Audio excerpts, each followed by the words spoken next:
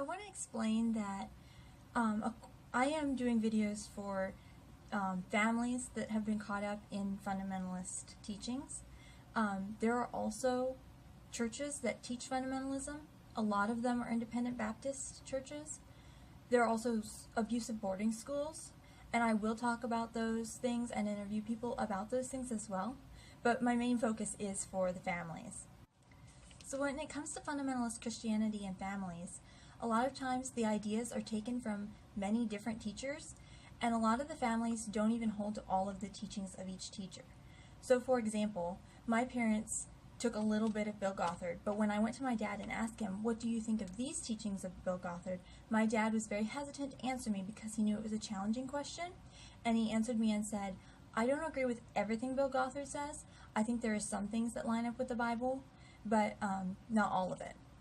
So that's kind of how a lot of the fundamentalists seem to answer, because they don't want to be held accountable for following all the teachings of someone. Because I think they see that if they follow a group of teachers to an extreme, they will once that teacher's teachings have been proven as wrong, suddenly everything falls apart for them. They realize they've been following the wrong teaching.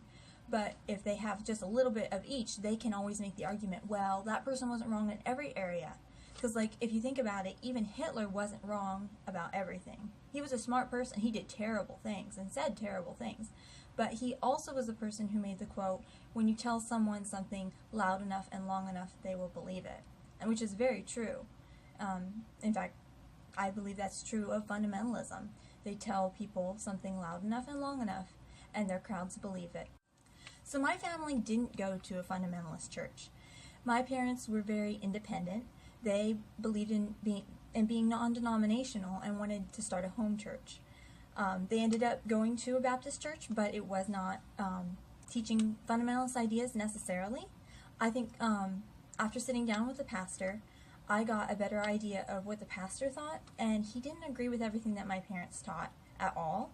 I think some teachings Christians kind of get lost on a little bit, but everyone's making their own journey as far as realizing what is an abusive teaching and what is not. So we have to give people grace. We can't just point fingers and say, that person's in fundamentalism. So I guess a lot of these videos are for you to listen to, take the ideas, and look at your own life and decide what teachings you think are abusive and fundamentalist. Especially since not everything is fundamentalist and abusive. I know I've mentioned a few of the popular fundamentalist teachers in some of my previous movies, but I haven't really talked about what fundamentalism is, so I'm going to try to do a video about that soon, so that those of you who have never heard of fundamentalist Christianity have a better idea of what I'm talking about. For that video, I hope to interview a well-known Christian author who has been studying fundamentalism for a long time and understands a lot of these things quite a bit better than I do, I think. My topic for this video is how fundamentalism makes children feel worthless. I'm going to be honest, this is going to be a harder movie for me to make because I'll be talking about a lot of abuse that I experienced as well as witnessed my siblings experience. So I'm going to have to take it a little bit at a time. One of the things that my parents repeated to us quite a lot was that we were sinners, born in sin. We were born with our sin. We were made to feel worthless because we were taught that there was nothing good in us, and we were bad, inherently bad, and we needed to have it beaten out of us. I believe that that is speaking death to your children, and what I mean by that is you are degrading them so that they feel worthless. And we're supposed to be speaking life to children. Jesus taught that quite a lot. He taught about how the kingdom of heaven is for people who have the spirit of a little child. So we need to return to being little children in order to handle little children. Otherwise, we're just being abusive. So one of the things that I think is very important is to use a lot of praise for children. Instead of focusing on the negative side and what the child is doing wrong, try to focus on what they do right and praise them for it. Give them the positive attention.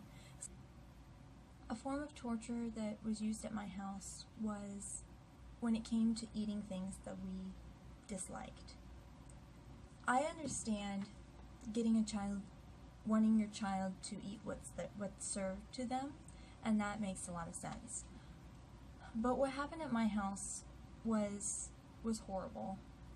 My parents loved broccoli soup, and none of us children liked broccoli soup. To me, it tasted like vomit, honestly.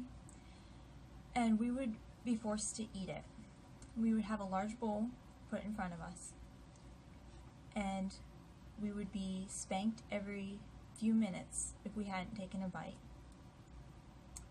And at the end of the mealtime, if we hadn't finished it, it would be put in the refrigerator. And the next meal, we would see it again, only this time we had to eat it cold. And it only got nastier and nastier, and the spankings continued. My little brother, he was 2 at the time.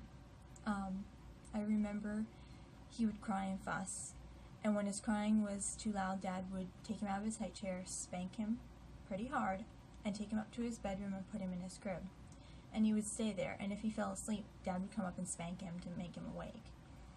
And he would be spanked for not eating and for throwing a fit. And then after a while, Dad would bring him back down and give him another chance. And if he still wouldn't eat, the same thing would happen again. And it went on for about a week, I believe. And then he started vomiting because he was so hungry. He was starving. And that's when my parents finally relented and let him have an apple. That was something that happened quite a lot. Thankfully, there were only a few times when the children starved so much that they vomited, but it was still terrible. It was torture. My siblings and I were made to do a lot of the work around the house. My mom was always busy reading health books, or for a long period of time she was on bed rest. And I don't remember hearing very much praise or thankfulness from either of my parents because they expected us to do the work. And if we didn't do it well enough, we would be dragged out of bed at very early hours of the morning and spanked for not doing it. It was pretty brutal at times. My dad would yell a lot. When I was older, I was responsible for a little bit more, including overseeing my siblings. I must say that I wasn't always the kindest older sister, partly because I was under oppression and under abuse, so I passed that on. But I realized once or twice that I could keep my siblings motivated by my attitude. I could set a goal, set a reward. I would say, we can watch a movie as soon as we get the house cleaned up. And we would work really hard together. I noticed that there's a difference between being a boss and a leader. I would try to lead my siblings by working alongside them and helping them, and that encouraged them a lot. And I would keep saying, good job, you're doing a great job, and just keep on reaffirming that they are getting toward their goal. And that helped so much, and we would get the house so clean. It was amazing how clean it would get. And then I would start the video for them because that was the reward that they earned. My mom would stop the video and tell us that it wasn't done well enough. She would find something that wasn't done well enough, and she was always criticizing our work.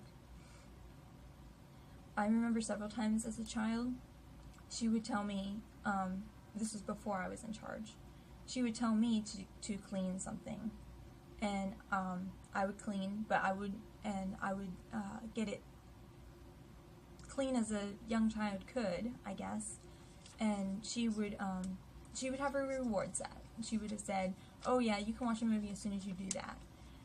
But then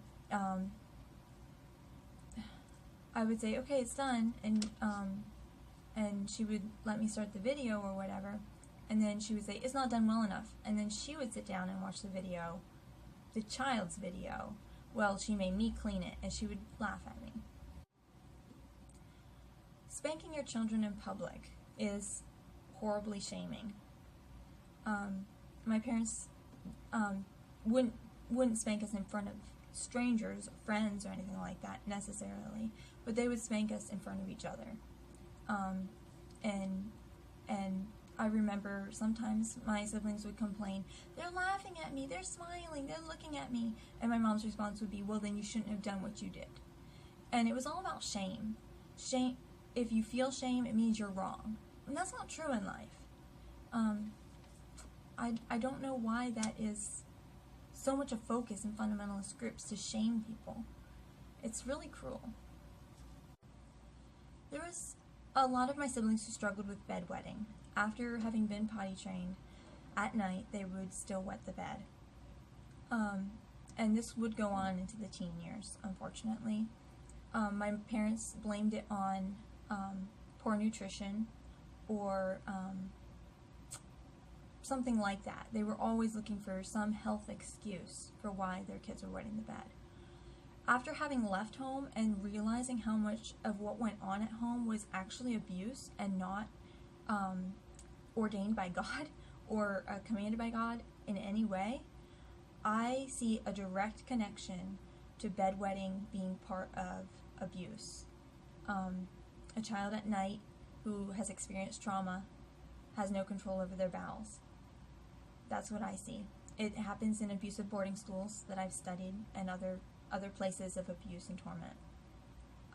I hope that someday my parents will realize this and change so that they won't continue to cause their children so much harm.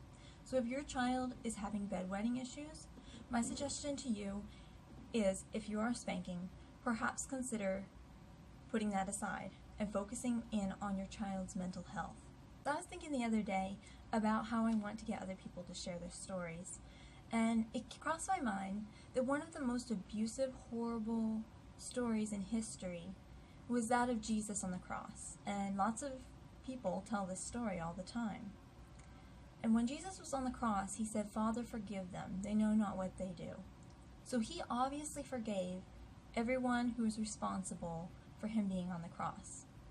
And yet we still tell the story to remember it and to make sure that it doesn't happen again, and for so many other reasons.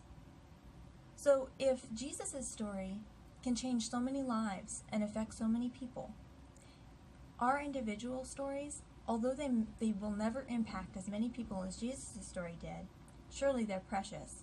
And even though they are sad and horrible, the hope at the end of them may help someone else. And that's the reason why I feel it's important for each survivor of abuse to share their story. One thing I'm a little bit nervous about is that I'll mess up in one of my videos. Say something that's untrue or wrong and have to go back and apologize for it or correct myself. But I want to be humble and realize that that probably will happen someday, sometime, maybe it has already.